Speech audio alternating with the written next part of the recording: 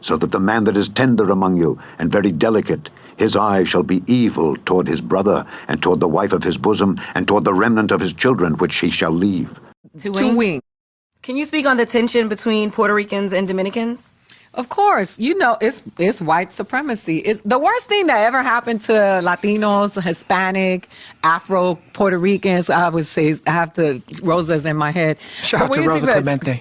Rosa Clemente, my sister. But the truth is, the worst thing that ever happened to us is that they gave us flags. And thou shalt become an astonishment, a proverb and a byword among all nations whither the Lord shall lead thee. Because they divided us in a way where now we like to flex on each other, right? Colombia and Venezuela, beef. Puerto Rico and the Dominican, beef. Colombia and Panama, beef. Like and it's white supremacy at work. It's like you're walking around with a colonizer's flag, speaking the colonizer's language, shaming other people because they don't speak Spanish, right? But that's not my native tongue. My native tongue is Arawak or Taino, right?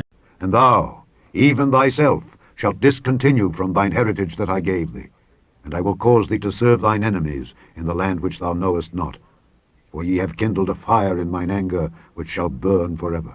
Yeah. They didn't teach us, they took our language for us. But we do that to one another, and, you know, it's been, so Puerto Ricans and Dominicans are the same people.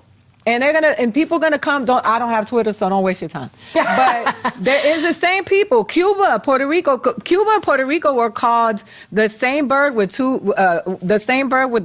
wings, right? And unto Joseph in the land of Egypt were born Manasseh and Ephraim, which Asenath, the daughter of Potiphera, priest of On, bare unto him. And so you look at these people, and they're told, it's all white supremacy. It's like, oh, you got good hair. Dominicans are darker. They closer to Haiti. They got Haitian blood. Haitian people are Afro-Latinos. Technically, they're from Hispaniola. They belong to us as well. All of that stuff is foolishness. Because if you go to Puerto Rico and you go to the Dominican Republic, you see struggle.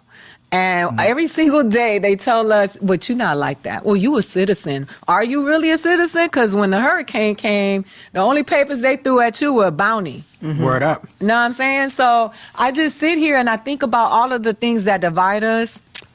And when it comes to being Puerto Rican and Dominican and being told that I didn't have to tell people I was Dominican because I had good hair, or like, you're not like that. You more us than you are them.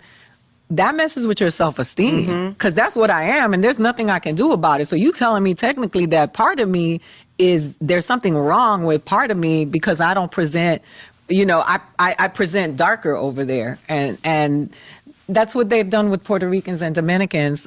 People who, you know, all fried plantains, eat peas and rice that come from where we really come from. People whose Spanish is not our native tongue. You know, in all honesty, and they took our village away from us.